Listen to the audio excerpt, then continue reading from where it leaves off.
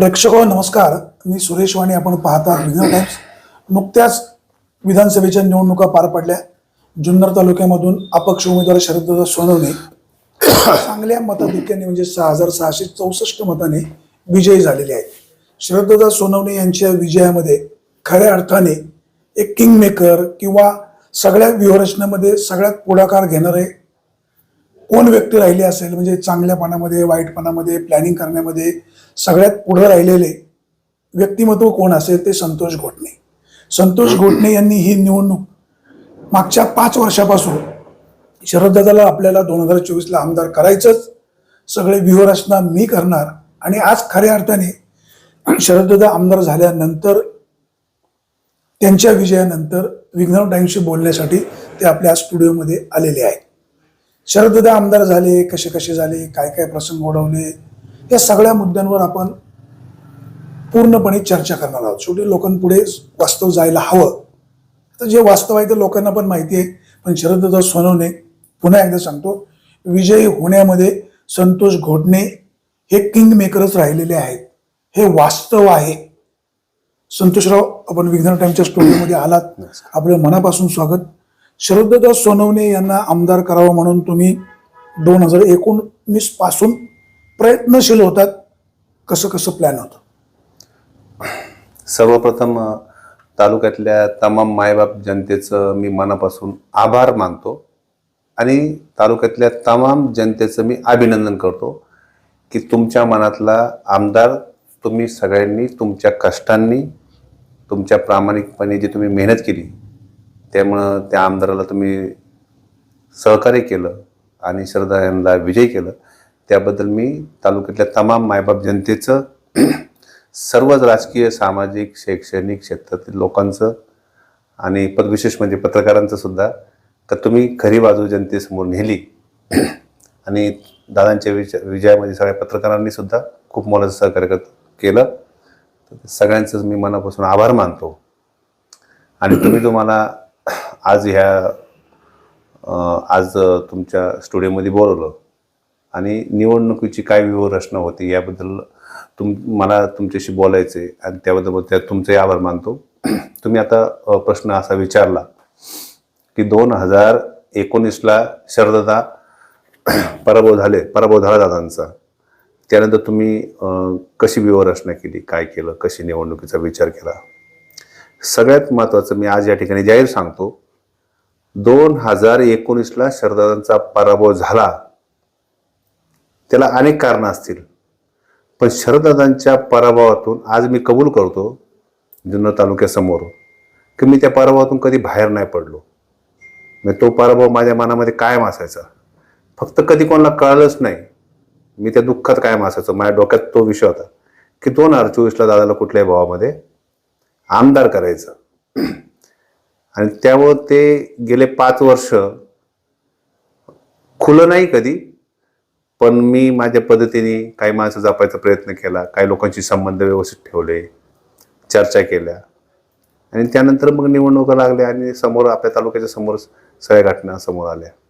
पण डोक्यामध्ये 2024 होती आणि त्यानुसार आम्हाला जे थोडेफार आम्ही कष्ट केले यश आलं. निवडणुकीचा प्रोग्राम जाहीर होण्याच्या अगोदर तुम्ही ज्या पद्धतीनं लकी ड्रॉचे कार्यक्रम राबवले, महिलांना बक्षिसं दिली, तिथं जेवणावळी घातल्या, त्याचा किती फायदा? खरं सांगायचं तर आपण थोडंसं सविस्तर बोलूया. शरददादा सोनवणे हे तालुक्यामध्ये प्रत्येक माणसाच्या घरोघरी पोचलेला एक कार्यकर्ता आहे. पण दादाच्या म्हणजे त्यांचा जो विस्तो आहे तो काय फुललेला असतो, त्याच्यावरती थोडीशी राग बसली होती, आपण मान्य करायला लागेल. ज्यावेळेस दादांनी बिबट्याचं आंदोलन आळेफाट्याला केले त्यावेळेस तुमच्या लक्षात आलं असेल. आज आपण स्टुडिओ समोर थोडं म्हणजे सगळंच खरं बोलूया, पण निवडणूक स्ट्रॅटर्जी कशी आली कळलं पाहिजे आपल्याला. खरं उकलण्याचाच प्रयत्न. हा, खरं आपल्याला बोलायचंय. आता निवडणूक झालेली, किती नाही म्हटलं तरी 3 वर्षापूर्वी, 5 वर्षापूर्वी, 7 वर्षापूर्वी तुम्ही एखाद्याचं काम केलं, 10 वर्षापूर्वी एखाद्याचं काम केलं, पण 10 वर्षांनंतर तो कार्यकर्ता तुमच्या किती संपर्कात आहे? तर नाही. 10 वर्षामध्ये त्याच्या कुठल्या संपर्कात कुठला नेता आलाय? तर आलाय. त्यामुळे नाही म्हणत दादांचा संपर्क होता नाही असं नाही, पण जो 14ला ते निवडून आले आणि त्यावेळेस जो लोकांचा संपर्क होता त्या संपर्काच्या तुलनेमध्ये हा कमी होता, हे वास्तव मान्य केलं पाहिजे. मग ते आपण आंदोलन जर केलं, बिबट्याचं आंदोलनाचा हेतू शुद्ध होता की बिबट्यापासून आपल्याला मुक्ती पाहिजे. पडद्यामागे पण त्याला व्यूहरचना होती. त्याला निवडणुकीच्या तोंडावर ते आंदोलन झालं, त्यामुळे त्याला पॉलिटिकल मायलेज होतच नाही असं नाही. आता आपण तो मार्ग त्याचा बिबट्याचा काढणार आहोत, त्यासाठी दादा काम करतील येत्या काळात, तुम्हाला ते लक्षात येईल. त्यावेळेस आपण धनगर समाजाला बरोबर घेऊन ते आंदोलन केलं. त्यावेळेस दादा किती नाही म्हटलं तरी प्रखर विरोध यायला लागले. म्हणजे दादा जे शरद सोने ओरिजिनल आहे ते फुलायला लागले.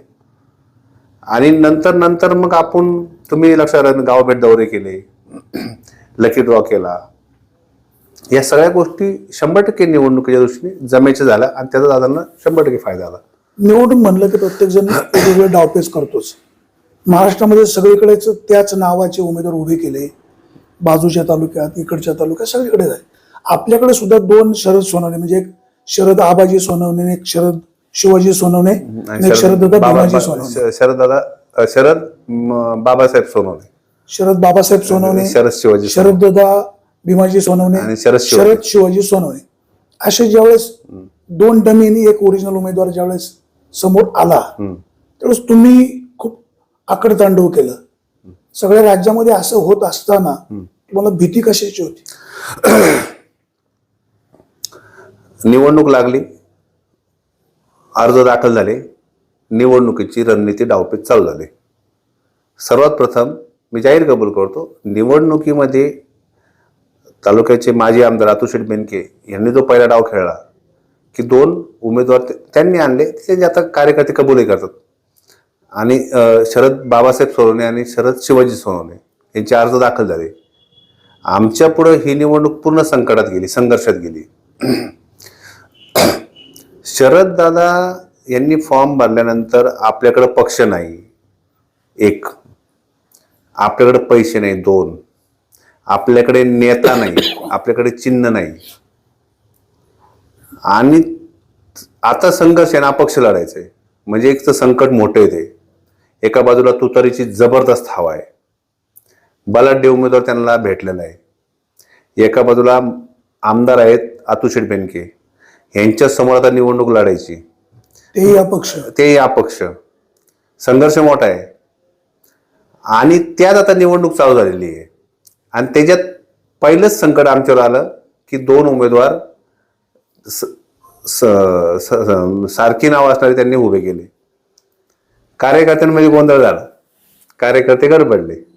स्वाभाविक आहे, कार्यकर्ता हा नाही म्हटलं तरी अशा डावपेचाला त्याला किती यातलं समजत असतं नसतं आणि तो व्हायबल होत असतो. कार्यकर्ते प्रचंड गडबडले. नंतर दादांशी आम्ही बोललो, चर्चा झाली. मी म्हणतो दादा आपण ह्याच्यावर काम करूया, तुम्ही काळजी करू नका, तुम्ही तुमचा गाव भेट दौरा चालू करा, तुम्ही सोडून द्या माझ्यावरती विषय, मी पाहतो काय करायचं ते. शरद शिवाजी सोनवणे आम्हाला भेटले नाही, त्यांचे घरचे भेटले 1-2 वेळा, पण ते आमच्या लक्षात आलं. शरद बाबासाहेब सोनवणेंच्या आम्ही घरी गेलो. आम्ही त्या कुटुंबाशी अतिशय चांगले संबंध ठेवले, अतिशय. त्यांनी अक्षरशः आम्हाला खूप चांगली वागणूक दिली, आम्ही त्यांना खूप वागणूक दिली. आजी बाबा हो, खूप खूप चांगली. प्रश्न असा आहे का शरद बाबासाहेब सोनवणेंची माघार घेण्यासाठी आम्ही हलके प्रयत्न केले, झाली तर ठीक, पण आम्हाला तालुक्यापुढे हे प्रेझेंट करायचं होतं का ह्या दोघांचे अर्ज घड्याळ्यांच्या माणसांनी, म्हणजे अतुलशेठ बेनकेंच्या लोकांनी भरलं, हे आम्हाला तालुक्यापुढे प्रेझेंट करायचं होतं. पण जसं लक्षात यायला का त्याला बाबा गायब केलेलं आहे, तर आम्ही काही गडबडून गेलो नाही. म्हणजे संकट आहे पण संधी आहे. जे पहिले 2 दिवसात आम्ही लोकांचा अंदाज गेला तर लोक काय बोलत का या असं राजकारण नाही केलं पाहिजे. मग आम्ही त्याला माघार घेण्यासाठी फार प्रयत्न केले नाही, फक्त आम्ही प्रयत्न करतो असं दाखवलं, त्यांना अंधारात ठेवलं, जेणेकरून जर त्यांच्या लक्षात आलं, राष्ट्रवादीच्या म्हणजे अतुलशेठ बेनके यांच्या कार्यक्रमात लक्षात आलं का बाबा हे अंगाशी येईल तर कदाचित ते त्यांची माघार घेतील. एक वेळ तर अशी आली की त्यांची माघार होऊ नये यासाठी मी प्रयत्न केले, पण हे आमच्या टीम मध्ये कोणाला कळून दिलं नाही. आमच्या टीम मध्ये मी हे दाखवत होतो का माघार घ्यायची. माझ्या एक लक्षात आलं का ह्याच्यामध्ये 2-2.5 हजार 3,000 मताचा आपल्याला फटका बसल, पण आपण 5-25 हजार मात्र डॅमेज करू शकतो यांना, हे माझ्या लक्षात आलं. मी दाखवतो यांना सांगायचो का प्रचंड प्रयत्न झालेत, पण माझ्या जर त्याला शरद बाबासाहेब सोरेला जर पकडायचा असता कुठल्याही भावात, तर मग त्याला पहिल्या दिवशीच भेटला असतो आम्हाला. आमच्या लक्षात आलं नंतर जसजशी निवडणूक रन झाली तर मग ते आम्हाला ते लक्षात आलं काही बुमरॅंग होते, लोकांना आवडलेलं नाही. मग आम्ही तो मुद्दा प्रचंड रेस केला आणि त्याचा फटका 100%. त्यांना एक 1700 मतदान झाले दोघांना मिळून, पण त्यांचं नुकसान झालं 20-25 मताचं, डॅमेज झालं त्याचं, त्यांना तो फटका बसला आणि त्याचा नक्की पॉलिटिकल फायदा अतुल शेठ तिथं बॅकफुटवर गेले. अतुल शेठ बॅकफुटवर कधी गेले? ज्यावेळेस त्या आजीने येऊन अतुल भांबेरेंच्या घरी येऊन ती बाईट दिली किंवा चर्चा केली किंवा त्यांना आणण्यात सक्सेस नाही. आता हे बघा मी आजही सांगतो, त्यांच्या डाव पेचाचं मी स्वागत करतो. हा डाव पेचाचा भाग आहे. मी याच्यावरती कधीच त्यांना म्हणणार नाही. हा त्यांनी डाव आखला, पण प्रति डाव सक्सेस झाले नाही. प्रति डाव आमच्या लक्षात आलं ना का निवडणूकच ताब्यात येते. ती लक्षात आली का निवडणूक आपल्या ताब्यामध्ये यायला लागली. आणि ज्यावेळेस ते त्या आजींनी हे केलं आणि ते जाहीर झालं आणि त्यात अतुल भांबेरेंची चूक काय झाली का त्यांनी कबूल दिली आणि ते सगळे व्हायरल झालं. अतुल शेठ बेनकेंची निवडणूक त्या दिवशी संपली. पण अतुल भांबेरे काय म्हणाले की होय तुमचा मुलगा माझ्याकडे आलेला आहे, उद्या सकाळी 6 वाजता घरी पोहोचेल. याचा अर्थ असा का त्यांनी त्यांच्या मुलाने त्यांनी जाहीर कबूल केलं, त्यांची ती चूक झाली. मी राजकीय दृष्ट्या आपण तुम्ही त्या आजीला आणि बाबाला त्या अतुल भांबरेच्या घरी कशाला आणलं? नाही मी नाही आणलं ते मी काय जाहीर बोलणार नाही. पण त्यांना त्याचा फटका बसला आणि तो डाव त्यांच्या अंगाशी आल्यानंतर ते निवडणूकच अतुल शेठची त्या दिवशी अतुल शेठ बेनके यांची निवडणूक हातातून गेली. म्हणजे अतुल शेठ बेनके यांच्या हातात निवडणूक राहिली नाही. तुम्ही ते बघितलं असं तर तालुक्यात त्यावेळेस इतकी चर्चा झाली आणि इतक्या लोकांचा राग लोकांनी व्यक्त केला की बाबा अशी निवडणूक लढली नाही पाहिजे. म्हणजे आमच्यावर जे संकट आलं, मी ऑब्झर्व काय केलं त्याच्याविषयी की बाबा 2,000 2,000-3,000 मतं जातील, जाऊन द्या, आपण 20,000-25,000 मतांना डॅमेज करू. आणि त्याच्यामध्ये त्या रणनीतीमध्ये आम्ही सक्सेस झालो. शरद शिवाजी सोनवणे तो कदाचित तुम्हाला शेवटपर्यंत मिळाला नसेल. त्याचे भाऊ का चुलत भाऊ त्यांना तुम्ही इथं आणलं, त्यांची पत्रकार परिषद घ्यायला लावली. ते जे काही माध्यमांसमोर बोलले, असं काही जे भासवत होते, हा सगळा प्लॅन कसा केला? बघा, निवडणूक ही राजकीय आहे. तुम्ही नीट अभ्यास करा. अतुल शेठ बेनके 5 वर्ष आमदार होते. तुम्ही साक्षीदार त्या घटनेचे. मी गेले 5 वर्ष अतुल शेठ बेनके यांच्यावर मी बोललो नाही सोशल मीडियावर बोललो ना जाहीर बोललो का ते आपल्या तालुक्याचे आमदार आहेत, ते माझे पण आमदार आहेत, त्यांना काम करून दिलं पाहिजे. निवडणुकीच्या काळातच अतुल शेठ वर्षी मी मत व्यक्त केलं, कारण माझ्या बोलण्याने काय फरक पडणार नाही. 5 वर्षांनी त्याचं मूल्यमापन जनता करेल, पण जनतेसमोर आपण आणलं पाहिजे का बाबा यांनी काय चांगलं काम केलं. आणि माझ्या बाईट सगळ्या चेक करा तुम्ही. मी हे म्हटले आजपर्यंत अतुल शेठ बेनके यांनी चांगलं काम केलं असेल तर अतुल शेठ बेनकेला जनतेने निवडून द्यावं. शरद सोनवणेंनी चांगलं काम केलं असेल तर शरद सोनवणे निवडून द्यावं. दोघांचं मूल्यमापन जनतेने करावं. ह्या 15 दिवसामध्येच मी डावपेच खेळलो त्यांच्याबरोबर, किंवा आम्ही सगळी आमची टीम डावपेच खेळली. परमेश्वर कृपेने माझी टीम मला साथ देत होती का संतोष तुला काही योग्य वाटतं ते सांग, आणि ते माझ्यावर विश्वास ठेवते आणि त्यानुसार मग मी ते करता थोडंसं आम्हाला यश भेटलं. शरद बाबासाहेब सोनवणे यांना तुम्ही तालुक्यामध्ये घेऊन आले, माध्यमांच्या समोर नेण्याच्या ऐवजी तुम्ही त्यांना थेट शिवनेरी किल्ल्याच्या पायऱ्यावर बसवलं. तो जो काही ड्रामा केला नाही नेमकं? बघा आता असं बरं का, त्या शरद सोनवणेबरोबर मी काय जे बोललो ना ते मला काही जाहीर बोलायचं नाही, पण त्याला त्याचं खरं मनातून फील झाला. शरद सोनवणे तो स्वतः मांडला. ऍक्च्युअली तो शिवव्याख्यात आहे, स्वतः तो शरद सोनवणेचा आहे. तो स्वतः म्हणला की मला किल्ल्यावर घेऊन चला. तुम्हाला गैरसमज होईल का त्याच्या? आता निवडणूक संपली आणि हा डाव पेचाचा भाग सगळं फुकट झालं. नाही झाली, तो आला आणला इथपर्यंत सगळं ठीक आहे, पण तो मात्र म्हणलं ही सत्य घटना आहे आणि तो त्या व्याख्यात आहे, त्याला शिवजन्मभूमी वगैरे शिवरायांचं हे ते तो काय बोलला, भारावून गेला तुम्हाला भाळला. आणि मग तो आला आमच्या ह्याच्यामध्ये आणि तो बोलून गेला. पण मला यातून एकच सांगायचं आहे का त्यांनी जी संकट, आमच्या पुढे प्रश्न एक आहे का निवडणुकीत पैसे नाही, वस्तुस्थिती आहे. मी म्हणत नाही काय पैसेच नाही खर्च केले, असं अजिबात नाही. पण ह्या 2 उमेदवारांच्या तुलनेमध्ये आपल्याकडे पैसे नाही, आपल्याकडे पक्ष नाही, संघटना नाही जेवढी पाहिजे तशी, जे गावोगाव कार्यकर्ते तीच आपली संघटना नाही, बांधलेली संघटना, आणि त्याच्या पुढे हे नवीन एक संकट. पण संकट ही संधी समजायची राजकारणामध्ये, ती आम्ही संधी समजली. आणि सगळ्यात महत्वाचं, व्हायबल नसतं व्हायचं राजकारणामध्ये, नाही झालं नाही पाहिजे, आणि त्यात आम्ही व्हायबल नाही आलो, यश भेटलं आम्हाला. ते 2 अपक्ष उमेदवार ज्यांनी कोणी उभे केले असेल त्यांना पैसे देऊन उभं केलं असेल. नाही, आता ती निवडणूक झाली, आरोप प्रत्यारोप झाले, त्यांनी काय केलं काय, हे बघा मी परत सांगतो. अतुल शेठ बेनके, सत्यशील दादा शेरकर, शरददादा सोनवणे, आशाताई बुचके हे आपल्या तालुक्यातले, हे काय बाहेरचे नाही, मुद्दा असा आहे राजकारणात की त्यांनी बाहेरच्या तालुक्यातला इथं माणूस येतो, तो उभा राहतो, आता हे काहीतरी आर्थिक तडजोड झाली असेल. हे आता तुम्ही त्यांना विचारलं, कारण त्यांनी जर अर्थकारण केला असेल तर तेच तुम्हाला सांगू शकते. तुम्हाला विचारतो, जो शरद शिवाजी सोनवणे तुम्ही शिवनेरी किल्ल्यावर आणला त्याच्याशी काही तोडपाणी झालं? नाही नाही, काय नाही. तुमचा चेहरा बरंच काय नाही, मी सांगतो, मी जाहीर सांगतो तुम्हाला, मी स्पष्ट सांगतो. त्याच्या आजीला ही चूक कळाली. त्याची आजी खूप खंबीर आहे, अतिशय खंबीर आहे. आजीला 2.5 लाख रुपये दिले कोणी? नाही, त्याला ते आम्ही दिले असं तुमचं म्हणणं आहे? कोणी दिले असं माझा प्रश्न आहे. नाही, असं काहीच विषय नाही. तो त्यांचा विषय काय आहे, तो आता निवडणूक झाली गेली, पैशाचा विषय सोडून द्या. पण त्या आजीच्या लक्षात आलं का माझ्यामुळे एखादी आमदारकी जायला नको, आणि त्यांचे एक नातेवाईक, त्यांचे जाहीर नाही सांगत, त्यांनी खूप मदत केली. ते म्हणले का आमचं काय थोडं, तुमची उद्या सीट जर 500,000 मतांनी गेली तर कायमचा डाग आम्हाला लागेल. ते त्यांना ते सगळं नंतर पटलं. ऍक्च्युली त्यांच्या कुटुंबालाच माहित नव्हतं की याचा फॉर्म भरलाय. त्यांच्या कुटुंबाला काय सांगितलं गेलं का हा व्याख्याच आहे, याला व्याख्यानाला आम्ही घेऊन जातोय आणि त्या संदर्भामध्ये आम्ही हा थोडंसं आम्हाला पाहिजे असं सांगण्यात आलं. त्यांनी जे काही डावपेच केले असतील ते त्यांचं त्यांना माहिती. तुम्ही ज्यावेळेस शरद शिवाजी सोनवणेंना शोधायला गेले त्यावेळेस दिवाळी होती, त्यांचे घरचे दिवाळीच्या आनंदामध्ये होते. तुम्ही असं लोकांना सांगायचे का त्यांचा शरद सोनवणे नसल्यामुळे त्यांच्या तोंडचं पाणी पळालं, त्यांना अन्न गोड लागत नाही, एवढं मार्केटिंग शिकलं कुठे? अन्न गोड लागत नाही काय नाही, हे बघा निवडणूक हे स्ट्रॅटजीचा भाग आहे. सुरुवात तुम्ही केली, छत्रपती शिवरायांनी सुद्धा राजकारण केलं, पण ते जनतेच्या हितासाठी केलं.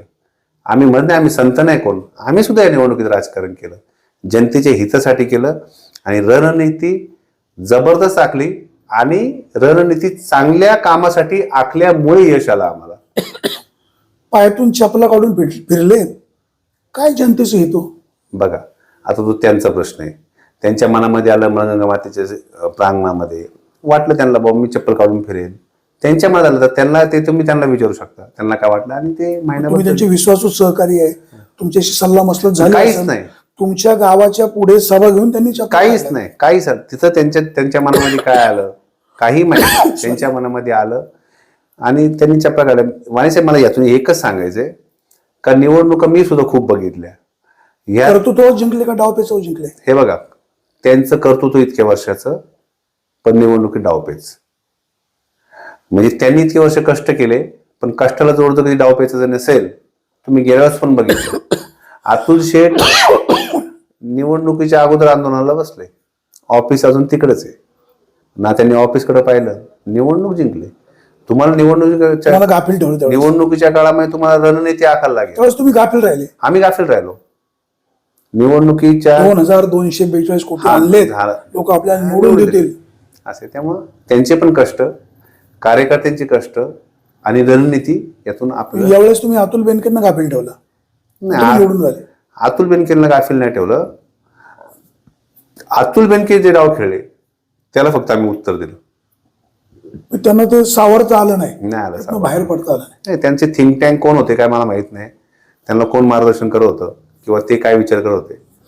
आम्हाला यावेळेस निवडणुकीचं एकच समाधान आहे का ही निवडणूक दादांनी पूर्ण आमच्या काही महत्वाची 2-4 लोक होती त्यांच्यावरती पूर्ण सोडली आणि आमच्यावरती पूर्ण विश्वास ठेवला की बाबा मी जनतेमध्ये जाणार आहे, तुम्ही निवडणूक खेळा. आम्ही पहिलेच सांगितलं दादा यावेळेस निवडणूक, मी पहिल्या भाषणात सांगितलं निवडणूक आम्ही खेळणार, तुम्ही नाही खेळायची निवडणूक. दादांनी यावेळेस निवडणूक नाही खेळली, निवडणूक आम्हाला दिली अधिकार, आम्ही निवडणूक खेळलो. सत्यशील शेरकर एक उमद नेतृत्व, विघ्नर कारखाना चांगला चालवला, माजी खासदार कारखान्याचे संस्थापक स्वर्गीय निवृत्ती शेठ शेरकर यांचं त्यांना बाळकडू, पवार साहेबांचा आशीर्वाद, उद्धव साहेबांचा आशीर्वाद, मोठी ताकद तालुक्यामध्ये त्यांच्यासोबत होती. विद्यमान खासदार त्यांचं वक्तव्य आपल्याला माहिती आहे. असं असतानाही आणि विद्यमान आमदार अतुल बेनके 3300 कोटी रुपये निधी आणला, ह्या दोघांच्या पुढे आपला निभाव कसा लागणार याचा विचार कधी केला नाही? खात्री होती शरद दादा एक चांगलं मटेरियल आहे मार्केटमध्ये विकणार. म्हणजे शरद सोनवणे एक असं मटेरियल आहे का आपण त्याला मार्केटमध्ये विकू शकतो. अतुल शेठ बेनकेला विकणं सोपं नाहीये, अवघड आहे. समजा मार्केटिंग करण्याची जर ऑलिम्पिक भरवली, शरद दादाचा पहिला नंबर. शरद येईन का नाही माहिती, आम्ही पहिला नंबर काढू 100%. त्याचं कारण सांगतो. शरददादा लोकांपुढे मांडणं फार सोपं आहे.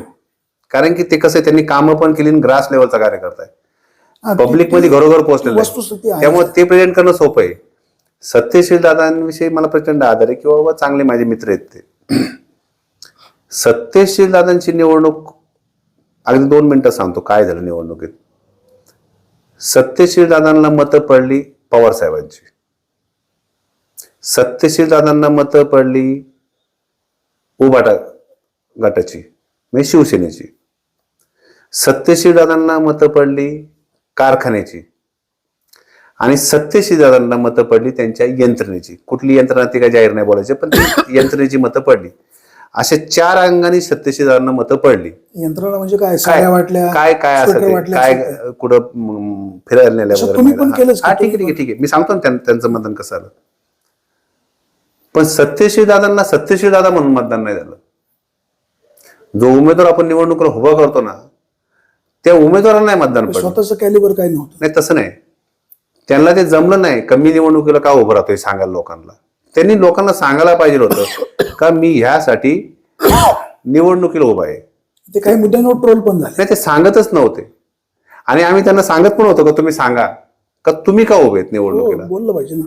तर ते सांगतच नव्हते मी निवडणूक. ते काय झालं त्याच्यामध्ये, सत्यशीलांना किंवा त्यांचे जे मार्गदर्शक होते त्यांनी सत्यशीलांना काय सांगितलं, जे माझ्याजवळ बातमी आली का अतुल शेठ बेनके आणि शरदा सोनवणे यांची लागलेली आहे निवडणूक. हे दोघं एकमेकावर आरोप प्रत्यारोप करतात. तुम्ही फ्लूटमध्ये निघून जातात, तुम्ही याच्यामध्ये पडू नका. त्यांना ते गोड वाटलं ऐकायला आणि त्यांनी भूमिका घेतली, काहीच बोलायचं नाही, निवडणूक काढून घ्यायची. ह्यांच्या ज्यामध्ये हे ट्रोल होतील आणि निवडणूक आपण जिंकू. प्रॉब्लेम काय झाला माहितीये का, त्यांना नशीब आहे सगळ्या 4 गोष्टी त्यांच्या हातामध्ये असल्यामुळे एवढी मतं पडली. पण प्रॉब्लेम हे झाला का सत्यशील दादा उमेदवार म्हणून मार्केटमध्ये आलेच नाही शेवटपर्यंत. म्हणजे त्यांना जे वाटलं ना का बाबा ह्या दोघांच्या भांडणामध्ये ना आपण फ्लूटमध्ये निघून जाऊ, पण ते बाहेर आलेच नाही, पब्लिकमध्ये आले नाही. सत्यशील दादा उमेदवार म्हणून दिसतच नव्हते. तिथं त्यांना फटका बसला. नाही तर 5-6 हजार मताचं काय फार अवघड नव्हतं त्यांना. पण मला निवडणूक का लढायची हे लोकांना ते सांगायला अपयशी ठरले किंवा त्यांनी सांगितलं नाही. त्याचं कारण त्यांनी सांगितलं पण असतं, भले ते तुटकं मुटकं चुकीचं सांगू द्या. त्यांना काही लोकांनी काय सांगितलं का ह्यांच्या दोघांचं लढाई दादा तुम्ही मध्ये बोलू नका. आणि इथंच फसले ते. तुम्ही चुकीचं सांगा, बरोबर सांगा, लोक मूल्यवान करतील, पण तुमची धडपड लोकांना दिसली पाहिजे की मला यासाठी आमदार व्हायचंय. ती धडपड दिसली नाही लोकांना. समोरचे 2 उमेदवार तगडे पैशावाले होते, तुम्ही म्हणताय आमच्याकडे पैसे नव्हते. किती खर्च झाला? मी परत सांगतो तुम्हाला, मी पैसे नव्हते मग आम्ही खर्चच केला नाही असं अजिबात सांगणार नाही. त्या दोघांच्या तुलनेमध्ये आहे ना आपण त्यांच्या स्पर्धेत नव्हतो. आमच्या ते लक्षात आलं, काय ते जाहीर बोलायचा विषय नाही. पण आपण एक लक्ष घेतलं होतं का तरुण, मला जी भीती होती सुरुवातीला, 2-2.5-3 महिने दादांना पण बोललो होतो मी, दादा सत्यशील दादाचं ग्लॅमर चांगलं आहे मार्केटमध्ये, तरुण तिकडे जायची मला भीती वाटते सत्यशील दादाकडे, का सोशल मीडिया दादा ऍक्टिव्ह आहेत. पण झालं काय, त्यांचं जे तिकीट लेट होत गेलं आणि ते का लेट होतं त्याच्यावरची चर्चा पॉझिटिव्ह निगेटिव्ह झाली ना, त्यावेळेस तरुण हडबडले. तोपर्यंत दादांचा प्रचार दौरा चालू होता आणि दादांना तरुण कनेक्ट होत गेले. त्यामुळे सत्यशील दादांच्या हातामध्ये तरुण राहिले नाही. अतुल बेनके जर पवार साहेबांच्या बरोबर राहिले असते काही चित्र पाहायला मिळालं, पराभव झाला असता त्यांचा. तरी पण अतुल शेठ बेनके आणि शरद सोनवणे एकाच एक झाली असती आणि त्यांनी ती चूक केली असती तर लोकांनी परत चर्चा केली असती आणि त्याच्यावरती प्रचंड ट्रोल झाले असते. एकदा पवार साहेब लगेच ना मी दोन्ही पवारांना फसवलं असं चित्र झालं असतं. तसं शेरकरांनी काँग्रेस सोडून पवारांच्या पक्षात आले, कधी चर्चा नाही झाली. महाविकास आघाडीत होते ना ते महाविकास आघाडीत होते ना. अतुल बेनके काका पुतणी तसे ठीक आहे, पण सध्या तर तालुक्याची किंवा टार्गेट बेनकेंना केले, शेरकरांना बाय दिला नाही, बाय नाही दिला शेरकरांना. मी दादांना काय म्हटलं, दादा तुम्ही शेरकरांना जर कधी अंगावर घ्यायला गेले आणि शेरकरांवर जर तुम्ही टार्गेट केलं आणि शेरकर जर कधी फुलून बाहेर आले आणि ते तुमच्या आगीच बोलायला सुरुवात केली तर शेरकर ऐकणार नाही तुम्हाला. हा सुद्धा तुमच्याकडे डावपेचाचा भाग. हा, शेरकर नाही, कारण कसं होतंय, कारण ते प्लेन आहेत आणि त्यांना तुम्ही चर्चा करता तर तुमच्या डिबेट जर काही झाली तर त्यांच्याकडे ऑलरेडी मताचा गठ्ठा आहे. त्यांच्याकडे 4 प्रकारचं मतदान आहे. 4 प्रकारचं. तुमचं मतदान शरद सोनवणे म्हणून पडणार आहे, त्यांचं पवार साहेब आहे, उद्धव साहेब आहेत, तुमची कारखान्याची यंत्रणा आहे, बाकी काही यंत्रणा आहे. या सगळ्या गोष्टी पुढे त्यांच्याकडे बल्कमध्ये, शिवाय त्यांच्याकडे गावागाव नेतात तर ते अडचण करतील. त्यामुळे त्यांना जो कोणी सल्ला दिलाय शेरकरांना की तुम्ही या दोघांच्या वाद्यामध्ये शिरू नका, तो तसेच राहू दे, त्यांना शांतच राहू दे, तुम्ही गडबड करू नका शेरकरवरती. आमचे काही कार्यकर्ते म्हणायचे की आपण शेरकरवर सुद्धा अटॅक करायला पाहिजे, शेरकर धोकादायक वाटत. तुमचं चूक आहे म्हणलं. काही लोक बोलायचेच ना. हा, पण ते धोकादायक आहे, अजिबात नाही. थोडंफार चालू द्या, त्यांना तसे शांत आहेत ना, शांत राहू द्या. निवडणुकीचं चित्र तालुक्यात दिसतं का नेमकं आज पुढं कोण आहे. ही निवडणूक 2 दिवसाला वरती जायची, खाली यायची.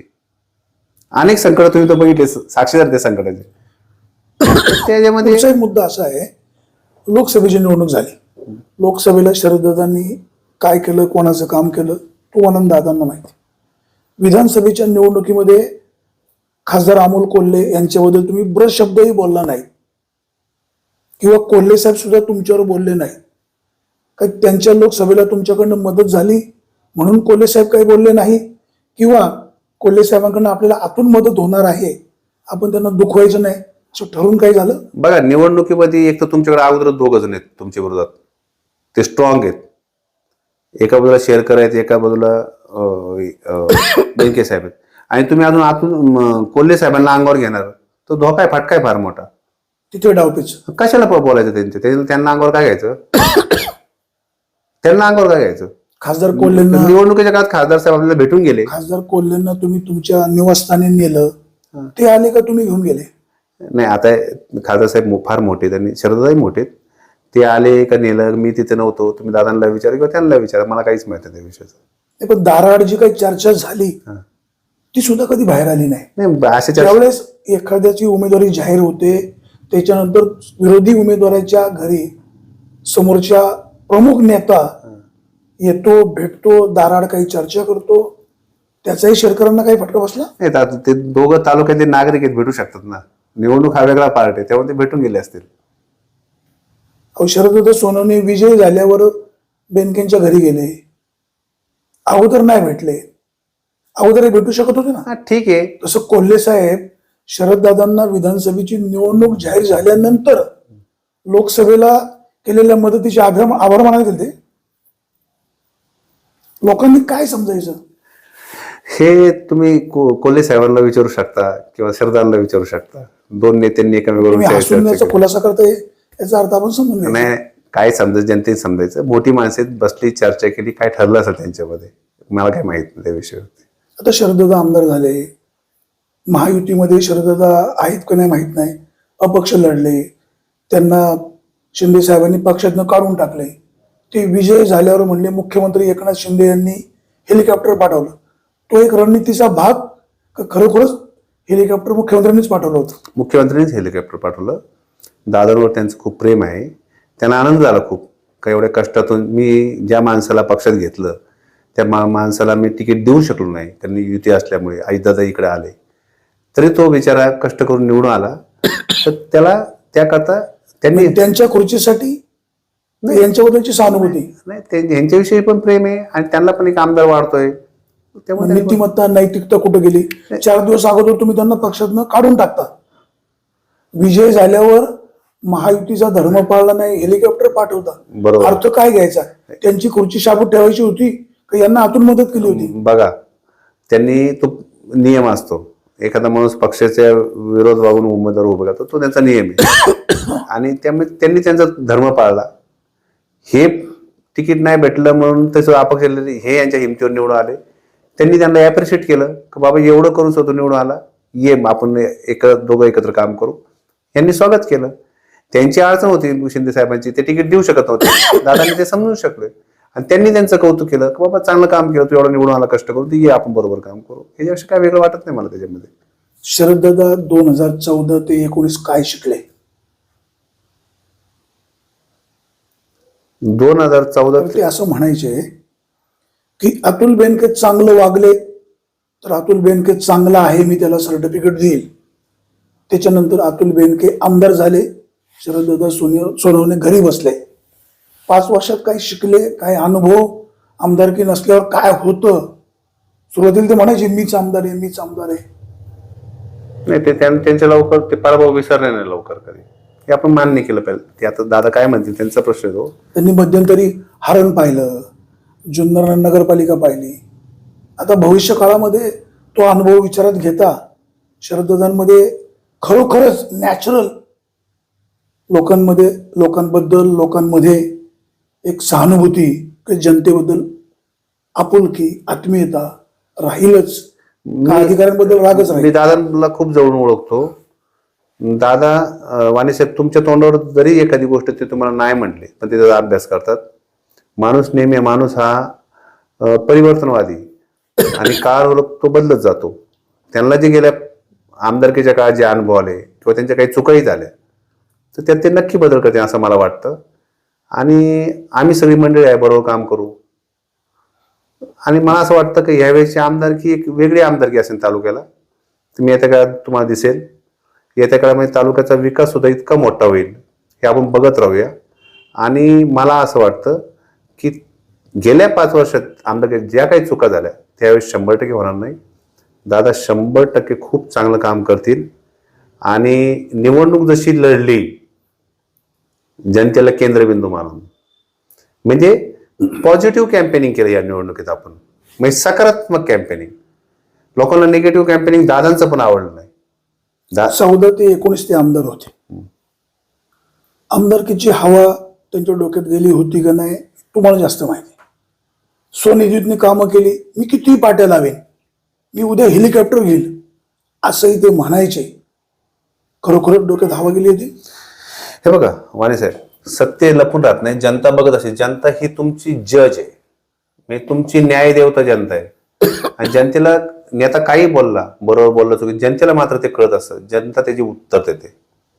जनतेने दादाला स्वीकारलं नाही 2014 ते 19 आमदार राहिल्यानंतर याचा अर्थ जनता चुकीची मला नाही वाटत. काहीतरी जनतेला वाटलं असेल त्यामुळे जनतेने दादाला नाकारलं. पण जनतेला आता हे पण वाटलं का खरं तालुक्याचा जनतेला कळलं की आपण चांगल्या माणसाला निवडून दिलं नाही. हा दादाला हे कळलंय का आपण सुद्धा थोडस चुकीचं मी वागलो. परत सांगतो तुम्हाला तुमच्या मुद्द्याशी मी सहमत आहे. मी तुमचा मुद्दा बायपास करणार नाही. मी इथं सडेल उत्तर द्यायला आलोय. मी तुम्हाला पॉईंट टू पॉईंट उत्तर देईल. संतोष घोटणे आज तुमच्याशी नेहमी बोलताना व्यवस्थित मुद्देसूद कायदेशीर विचार करून बोलतो. पण संतोष घोटणे उद्या आमदार झाला असं गृहीत धरा. मी एक माणूस आहे. राग रोग मोह माया मत्सर हे सगळे आजार मला पण आहेत. माणसाला मी उद्या आमदार झालो तर माझ्यात पण थोडा बदल होऊ शकतो. माझा पण कधी कधी बॅलन्स जाऊ शकतो. माणूस आहे आपण. त्यामुळे 2014 ते 19 दादांमध्ये काय बदल झाले असे काही लोक बोलायचे किंवा काही गोष्टी त्या सत्यता होती ते मान्य केलं पाहिजे आपण मोठ्या मनाने. माणूस आहे आपण. हे बघा माफी मागायला आहे ना मर्दाची छाती लागते. कोणी पण माफी मागत नाही. एखाद्याच्या कानफाडात मारणं ना फार सोपं आहे. पण माफी मागणार माणूस घाबरतो. काय होईल मी माफी नाही म्हणत. तर सत्य आपण स्वीकारलं पाहिजे. तर त्या अनुषंगाने मला जे आज दादांमध्ये बदल दिसतात ते खूप म्हणजे खूप प्रमाणात आहे. म्हणजे प्रचंड मॅच्युअर झालेत ते. प्रचंड म्हणजे त्यांना आहे ना ऍक्च्युली मुळातच एक माणूस म्हणून तो चांगला माणूस आहे. म्हणजे तरुणांची 50च्या पुढे गेला का तो जास्त मॅच्युअर होतं. काळानुसार बदल होतो माणसामध्ये. त्यामुळे ते आताचे आमदार तुम्हाला लक्षात येईल का ते काम कसं करतात कसं जनतेला न्याय देतात. आणि आपण सगळे तुम्ही आम्ही सगळी मंडळी आपण एकत्रच काम करणार आहे. आपण असं नाही करणार ना. गेल्या 14 ते 19 मध्ये आपण काय केलं की दादाला फ्री हँड दिला काम करायला. तुम्ही आमदार आहे तुम्ही तुमचं करा. आम्ही त्यांच्यावर लक्ष ठेवणार आहे. तुम्ही त्यांना चुकू देणार नाही यासाठी तुमचं लक्ष असणार. नाही तसं नाही दादा. मला पूर्ण खात्री आहे की आता माणूस आहे ते काही देव नाही घेत. ते काम करताना काही थोड्या बहुत चुकवते. मी तुम्हाला कालचा प्रसंग सांगतो. अतुल शेटपण यांच्या बंगल्यावरती दादा गेले आणि अगोदर काय बाईट झाल्या. तालुक्यात चर्चा रंगली. बाबा तुम्ही काय प्रश्न त्यांना विचारले. चर्चा रंगली तालुक्यामध्ये का बाबा आम्ही दादांना कार्यकर्ते काही नाराज झाले. काही लोकांनी कार्यकर्त्यांनी प्रश्न विचारले. ऍक्च्युअली काय आहे त्याच्या पाठीमागं याचं उत्तर मी तुम्हाला 15 दिवसांनी मला विचारा किंवा दादा तुम्हाला सांगतील. कार्यकर्त्यांचा गैरसमज होणं स्वाभाविक आहे. कार्यकर्त्यांची यात काही चुकी नाही. जनतेचा भ्रम होणं स्वाभाविक आहे. जनतेची चुकी नाही. पण हे का घडलं याचं उत्तर आपण महिन्यांनी दादांना पण विचारू. मी दादांशी बोललो या विषयावरती आणि हे सगळं ठरवून केलं. त्याचं कारण काय, त्याच्या तालुक्यात काय परिस्थिती, तालुक्यामध्ये निवडणूक कुठल्या पातळीला गेली, कार्यकर्त्यांची मानसिकता काय, हे सगळं दादांनी अंगावर घेतलंय आता जाणून बुजून. त्याचं उत्तर दादा तुम्हाला 1 महिने देतील ना. आता शरद दादा महिन्याने काय सांगतील ते सांगतील किंवा तुम्ही महिन्यांनी ठरवून काय सांगाल ते सांगा. नाही वस्तुस्थिती माझा मुद्दा निवडणूक कुठं गेली आपण तपासली पाहिजे. आपला तालुका छत्रपती शिवरायांची जन्मभूमी इथं शांतताच प्रस्थापित झाली पाहिजे. त्यासाठी नेत्याला थोडंसं बॅकफुटला जायला लागले तर चालेल, पण आपल्या तालुक्यामध्ये शांतता प्रस्थापित व्हायला पाहिजे. या तालुक्याचे सध्या नाही म्हटलं तरी शरददादा पालक आहेत, त्यामुळे ह्या तालुक्यात शांतता प्रस्थापित करणं हे त्यांचा धर्म आहे. त्यासाठी आज थोडे बॅकफुटला गेले तरी त्यांनी जे 2-3 दिवस ज्या भूमिका घेतल्या त्याचं मी समर्थन करतो. याचा अर्थ आम्ही आमच्या तत्वाशी, आमच्या कामाशी, ज्या आपल्या कार्यकर्त्यांनी जीवाचं रान केले तो कार्यकर्ताच पहिली पसंती असेल, तोच केंद्रबिंदू असेल.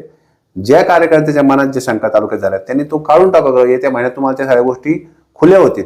पण हे काही तालुक्याचे पालक म्हणून ते अतुल बेनके यांच्या घरी गेलं असं तुम्ही म्हणताय, किंवा महिन्याने काय कळेल असंही तुम्ही म्हणताय. मागच्या वेळी तुम्ही निवडून आले तेव्हाही तुम्ही बेनके साहेबांच्या, म्हणजे माजी आमदार स्वर्गीय वल्लभशेठ बेनके साहेबांच्या घरी गेला होता. त्याच्यानंतर तुम्ही बाहेर पडल्यावर काय काय तुम्ही कमेंट केल्या, त्याच्यावर अतुल बेनके असं म्हणाले होते की भविष्य काळामध्ये आमचे दरवाजे शरद सोनवणे यांना कायमचे बंद असतील. ठीक आहे, माणूस बोलतो नंतर त्याच्यामध्ये बदल करतो. त्यावेळेस पण तुमच्या डोक्यात असं होतं की होय, तुमच्या मुलाला घरी घालवलं, मी निवडून आलो. आताही तुम्ही त्यांच्या घरी गेलात, वल्लभ शेठचं दर्शन घेतलं आणि होय, अतुल बेनकेंना मी पुन्हा घरी घालवलं हे सांगायला गेले होते. नाही, असं नाही. आपण संस्कार मानतोय, आपण त्यांच्या घरी गेलेलो आहोत. राजकीय जोडे बाहेर काढून काही गोष्टी वागायच्या असतात, तर त्याच्याकडे तसं अँगलने गेलं नाही. त्यांनी त्यांची काही 4 कामं सांगितली, चर्चा झाली. आणि मागच्या वेळेला तुम्ही जेव्हा गेलते तेव्हा बाहेर तुम्ही चर्चा वेगळे करायचे. मी अतुल शेठ म्हणाले होते. तुम्हाला मी काय सांगितलं, मी उद्या आमदार झालो, आज जे तुमच्याशी बोलते ते उद्या बोलले असं काही नाही.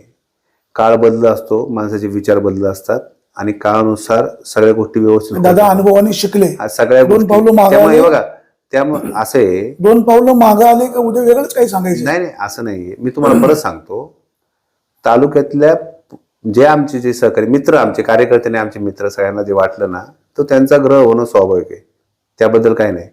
पण ते येत्या काळामध्ये तुमच्या लक्षात येईल. ही निवडणूक फार खालच्या थरला गेली. हिचा स्तर आहे ना खूप ढासळला होता निवडणुकीचा, आणि कार्यकर्त्यांमध्ये प्रचंड राग होता. आणि ती शांतता आपल्याला प्रस्थापित तालुक्याची करायची असेल तर आपल्याला काही भूमिका बॅकफुटला जाऊन सुद्धा घ्याव्या लागतील. हे येत्या काळामध्ये तुम्हाला कळेल. आणि त्यावेळेस वाणीचे तुम्ही सुद्धा म्हणता किंवा सगळेच कार्यकर्ते म्हणजे का दादांची भूमिका योग्य आहे.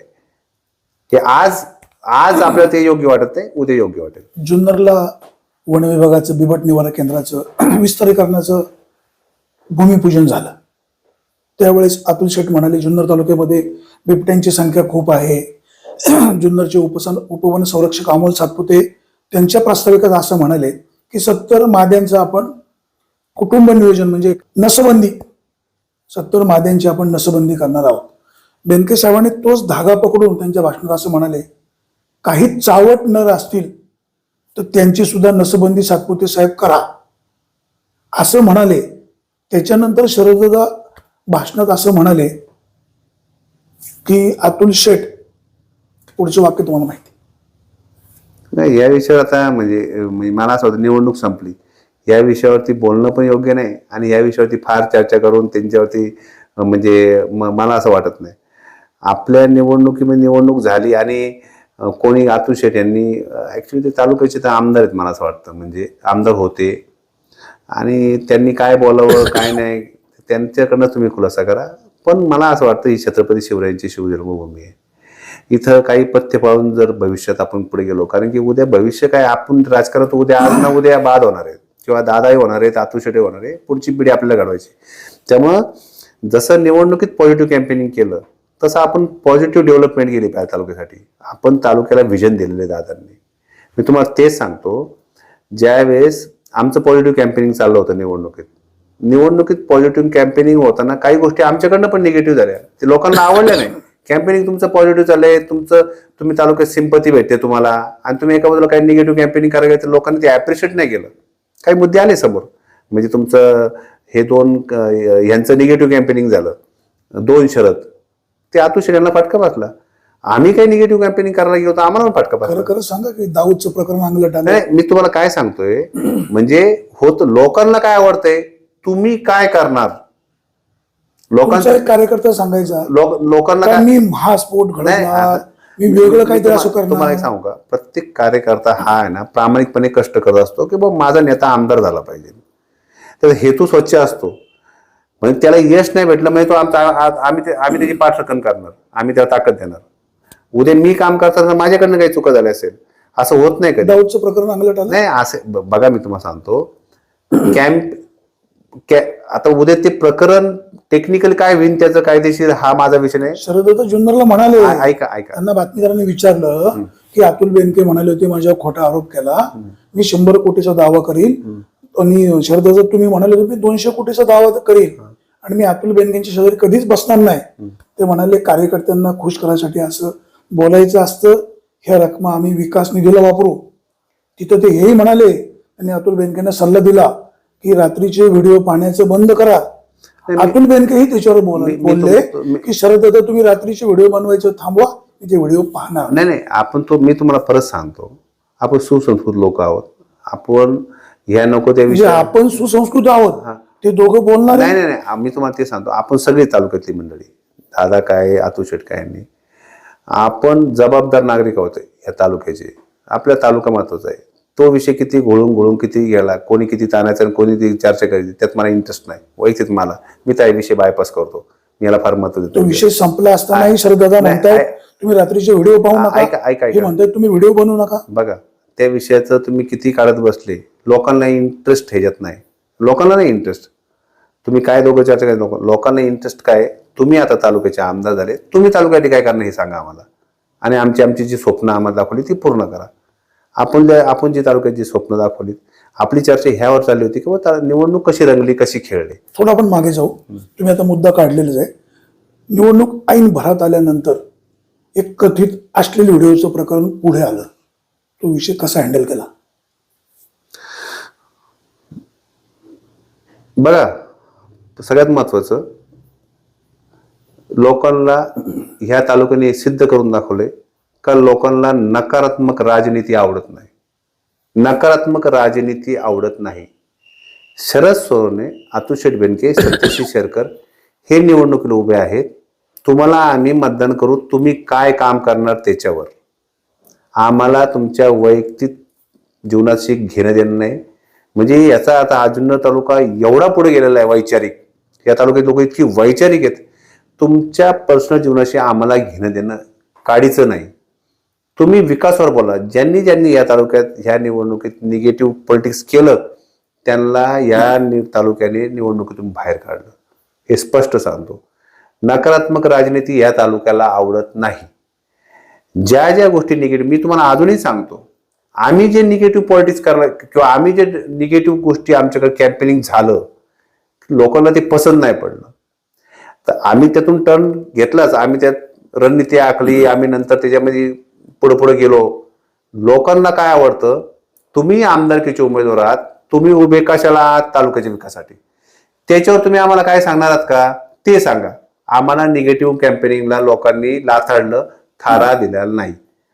त्यामुळं तो विषय आता संपलेला आहे. मला या निवडणुकीत एकच झालंय फक्त, माझ्या एक लक्षात आलेलं आहे का निवडणूक जी कशी स्ट्रॅटर्जी आम्ही आखली निवडणुकीमध्ये, तर निवडणुकीमध्ये आमच्या एक लक्षात आलं की मी जो ह्या निवडणुकीत शिकलो या तालुक्याबद्दल. मग जुन्नर तालुक्याच्या लोकांविषयी काय म्हणणे, जर तुम्ही मला असा प्रश्न विचारला तर मी एक सांगतो, जुन्नर तालुक्याच्या लोकांना तुम्ही 2014ची निवडणूक बघा दादांची, पॉझिटिव्ह कॅम्पेनिंग लोकांना आवडत, दादाला आमदार केलं. म्हणजे शरद सोनवणे काय ते करील किंवा आमदार होण्याच्या अगोदर त्यांनी एवढं लोकांची लग्न केली. सकारात्मक लोकांना आवडतं या तालुक्यातल्या लोकांना नकारात्मक आवडत नाही. आता सुद्धा तुम्ही निवडणूक नीट तपासा, एवढी मोठी शक्ती समोर आहे, एवढी ताकद समोर आहे, पण ह्या ताकदीसमोर आहे ना सकारात्मक गोष्टींनी शरद सोनवणे आमदार केलं. पॉझिटिव्ह कॅम्पेनिंग, निगेटिव्ह कॅम्पेनिंग लोक ऍप्रिशिएट करत नाही आपला तालुका. लोकांना हे म्हणायचंय तुम्ही बिबट सापडेचं काम काही चालू करता, हे बोला. आता लोकांना याच इंटरेस्ट आहे, जे रिकामे त्यांनी ते कामं करत बसावी. लोकांना इंटरेस्ट आहे छत्रपती शिवरायांचा पुतळा किती दिवसात पूर्ण करताय, लोकांना इंटरेस्ट आहे आद्यत हॉस्पिटल कधी करताय, लोकांना इंटरेस्ट आहे अंतराळ भारतातली पहिली शाळा कधी करताय, लोकांना इंटरेस्ट आहे की मावळातले जो रस्त्याचा कायमचा प्रश्न आहे तो कधी पूर्ण करता, लोकांना इंटरेस्ट आहे बुडीत बांधारे कधी करता, लोकांना इंटरेस्ट आहे तालुक्यातल्या वाड्या वास्त्यावर जाणारे जे रस्ते आहेत जिथं पावसाचं प्रमाण तिथे सिमेंट कॉन्क्रीटचे कधी करता. लोकांना ह्यात इंटरेस्ट पडलाय आता, आणि लोकांच्या अपेक्षा वाढल्यात का शरद सोनवणे आमदार झालेत, ह्यात लोकांना आता फार मोठा इंटरेस्ट झालाय. त्यामुळे लोक आहेत ना आता लोक याच्याकडे लक्ष द्यायला तयार नाही. लोकांना काय वाटतं की बाबा दादांचा सत्कार समारंभ आता निवडणूक झाली आहे तर विषय पुढे. हा, लोकांना काय वाटतं का काम, आणि आपण ह्या तालुक्यातले जबाबदार नागरिक आहेत, तुम्ही मी आपण सगळीच मंडळी. आपल्या पुढच्या पिढ्या घडायच्या त्या तालुक्यामध्ये, आपल्या पुढच्या पिढ्या घडायच्या. निवडणुकीत दिलेले आश्वासन पूर्ण करताना तुमची कसरत लागणार आहे. बघा, मला असं वाटतं हे काही काम चॅलेंजिंग नाहीये. परत सांगतो, तुमची वय वर्ष 16 किंवा वय वर्ष 18 ते 65 तालुक्यातील सर्व महिलांचा 1 जानेवारी ते 31 जानेवारी पर्यंत विमा उतरवणार. जुन्नर तालुक्यातील 10,000 बेघर लोकांना मी जेमानी विकत घेऊन तिथं घरं बांधून देणार. आता 10,000 लोकांना घरं बांधून देण्याचा विषय थोडासा बाजूला ठेव. 18 ते 65 वयाच्या तालुक्यातील सगळ्या महिलांचा विमा 1 महिन्यात उतरवला जाऊ शकेल. बघा, कुठली गोष्ट आहे ना किती अवघड असते ना, तुमची नियत साफ पाहिजे आणि तुमच्या डोक्यात गणित पाहिजे हे मला करायचंय. शरदांचं एक वैशिष्ट्य आहे, एखादी गोष्ट हातात घेते ना, कुठल्या भावात तो माणूस करतो म्हणजे करतो. असा माझा अनुभव आहे 17 वर्षाचा. मी असं म्हणत नाही का तुम्हाला एखादी गोष्ट आता सांगितली 1 महिना लगेच 1 महिना, असं होणार नाही. कदाचित काही गोष्टी तो लेट पास होतील, काही 2 महिने लागल, 4 महिने लागल, 6 महिने काम पूर्ण होईल, ही खात्री माझ्या. आता मान्य केलं नाही, असं होऊ शकतं. लोक काय लगेच काठी घेऊन बसत नाही तुमच्याकडे. काठीचं नाही, आपण मग बोलतो. बघा, माझा मुद्दा आहे, मला आपण शरददादांना खोडत नाही. हे बघा, आपण शरददादांना खोडत नाही. मुद्दा असा आहे की जुन्नर तालुक्यातील 1 महिन्यात सगळ्या महिलांचा सर्वे तुम्ही करू पण शकता. मी तुम्हाला परत सांगतो, तुम्हाला एक सांगतो, तुम्ही तालुक्याला मागताना जर तालुक्यामध्ये आपल्याला समजा उद्या 5,000 कोटीची कामं करायची, एक प्लॅन आहे बाबा 5,000 कोटीचं वर्कआउट करायचं, तालुक्यात काम करायचं, तर तुमची मागणी 25,000 कोटीची पाहिजे. लक्षात ठेवा, तुमच्या स्वतःच चॅलेंज केलं पाहिजे का मी 1 महिन्यात करणार. तुम्ही जेव्हा स्वतःच्या मनाचं स्वतःला चॅलेंज करणार का मी 1 महिन्यात करणार आहे, तेव्हा ते तुमचं 1 ते 2 महिन्यात होईल, 3 महिन्यात होईल. तुम्ही जर म्हणजे 2 वर्षात करू तर ते 5 वर्ष होणार नाही. ते स्वतःला चॅलेंज करून ठेवतात दादा, पॉझिटिव्ह विचार का मी 1 महिन्यात करणार आहे, असं ते करतात. आणि ते चांगली पण गोष्ट आहे ती, कारण माणूस एकदा बोलला का तो गुंततो आणि त्याला ते करावंच लागतं. ह्या सगळ्या निवडणुकीच्या प्रक्रियेमध्ये मला असं वाटतं की तालुक्यामध्ये ही जी निवडणूक लढली गेली, असं मला वाटतं की मी जेवढ्या निवडणूक बघितल्या 4, 5, 6 निवडणूक आहेत, त्याच्यातली ऐतिहासिक निवडणूक झाली, चित्त थरारक झाली. म्हणजे मी सांगू वाणी साहेब, ज्या कधी भविष्यात 5-25 वर्षांनी जेव्हा आम्ही राजकारणातून बाहेर असू आणि आम्ही आमच्या मुलांना किंवा आमच्या नातवंडांना त्यांना तरी खरं सांगाल का, त्यांना तो इतिहास सांगू का, इतिहास सांगू का ह्या निवडणुकीत अशी निवडणूक झाली आणि त्यावेळेस त्या निवडणुकीमध्ये त्यावेळेस जे आमदार कोण झाले त्याच्यामध्ये आम्ही 2-4 मंडळांनी आमचा सिंहाचा वाटा उचलला, म्हणजे मेहनत केली आणि ही निवडणूक आम्ही अशी युक्तीने डोक्याने जिंकली. त्यावेळेस आम्हाला आनंद वाटेल त्या काळामध्ये आमच्या पुढच्या पिढीला सांगायला. तर ती अशी एक निवडणूक झाली आणि ती निवडणूक आम्ही एकदम हेल्दी घेतली. म्हणजे पुढे कितीतरी कोणी संकट दिली किंवा कोणी काही आमच्या तर आम्ही बरोबर ते डावपेच करून त्यांचे डाव त्यांच्या अंगावर निवडणूक हाणून पाडली आणि निवडणूक मारणार हा मात्र विश्वास माझ्याकडं प्रचंड होता. मी प्रचंड स्वतःला मी एकदम स्टेबल होतो. निवडणूक जिंकणार, निवडणूक कुठल्या भावात सोडत नाही, म्हणजे निवडणूक आम्ही सोडणार नव्हतो. आणि निवडणूक जसा आम्हाला अंदाज यायचा निवडणूक आपण इकडे जिंकतोय, त्यासाठी आम्ही अजून काही गोष्टी करून ठेवल्या होत्या का बाबा हे आपल्याला असं करायला लागलं तर आपण अजून निवडणूक ताब्यात घेऊ. पण तशी काही वेळ आली नाही आणि त्यामुळे आम्हाला त्याच्यामध्ये यश भेटलं. 2019 ते 2024 या 5 वर्षामध्ये शरददादा सोनवणे आमदार नसल्यामुळे पुन्हा त्यांना आमदार करायचे, या संदर्भातले सगळे डावपेच, व्यूहरचना, झालेल्या चुका कशा पद्धतीने दुरुस्त करायच्या आणि 2024ला शरददादा सोनवणे यांना आमदार करायचंच, अशा प्रकारची व्यूहरचना ह्या सगळ्या मंडळींनी आखली होती. केवळ संतोष घोटणेच नाही तर असे बऱ्याच लोकांची टीम होती, पण त्याच्यामध्ये 4-5 लोकांमध्ये संतोष घोटणे यांचं नाव उजवं होतं. आणि एक निश्चित आहे, शरददादा सोनवणे एक लढवय्या आहे, काम करणारा माणूस आहे, सर्वसामान्य माणसाला न्याय देणारा माणूस आहे, सर्वसामान्य माणसाबद्दल त्यांना प्रचंड आस्था आहे. शरददादा सोनवणे 2024ला आमदार झाले, कशा पद्धतीने व्यूहरचना केली, कसे डावपेच आखले, विरोधकांचे डावपेच कशा पद्धतीनं धुळीला मिळवले, हे सांगण्याचा प्रामाणिक प्रयत्न संतोष घोटणे यांनी केलेला आहे. आता काही गोष्टी सांगायच्या नसतातच, त्या सांगितल्या पण नाही पाहिजे. एक निश्चित आहे, ह्या निवडणुकीमध्ये काही कमरेखालचे वार झाले. अशा प्रकारची निवडणूक लढवणं उचित नाही. अशा पद्धतीनं लोकांपुढे नेणं हे मतदारांना जनतेला आवडत नाही. भविष्य काळामध्ये सगळीच राजकीय मंडळी यातनं काही बोध घेतील अशी अपेक्षा शरददादा सोनवणे 2019 ते 24 आमदार नसताना 2014 ते 19 आमदार असताना कळत न कळत झालेल्या चुका त्यांच्याही लक्षात आल्या असतील, आल्या आहेत. आता मला जनतेसाठी करायचंय, मी जगणार मरणार, माझ्या शरीरातील रक्ताच्या शेवटच्या थेंबापर्यंत मी जनतेची सेवा करणार असा शरददादांनी शब्द दिलेला आहे. शरददादांसोबत असे लढवय्ये कार्यकर्ते आहेत. शरददादा कुठे चुकले किंवा एखादी कळत न कळत त्यांच्याकडनं काही चूक झाली तर त्यांना समजून सांगणारे असे कार्यकर्ते आहेत. आणि आपल्याला एक खात्री आहे की शरददादा सोनवणे जे बोलतात ते करतातच, बहुधा प्रयत्नही करतायत. त्यांचं पॉझिटिव्ह थिंकिंग असतं. संतोषराव, आपण विघ्नर आमच्या स्टुडिओमध्ये आलात. शरददादाच्या निवडणुकीच्या यशामागचं गमक आम्हालाही सांगितलं, प्रेक्षकांनाही सांगितलं. आपल्याला मनापासून धन्यवाद. धन्यवाद. प्रेक्षक हो, आपण कुठेही जाऊ नका, पाहत राहा फक्त विघ्नर टाइम्स, शोध बातमीचा, ध्यास सत्याचा. धन्यवाद.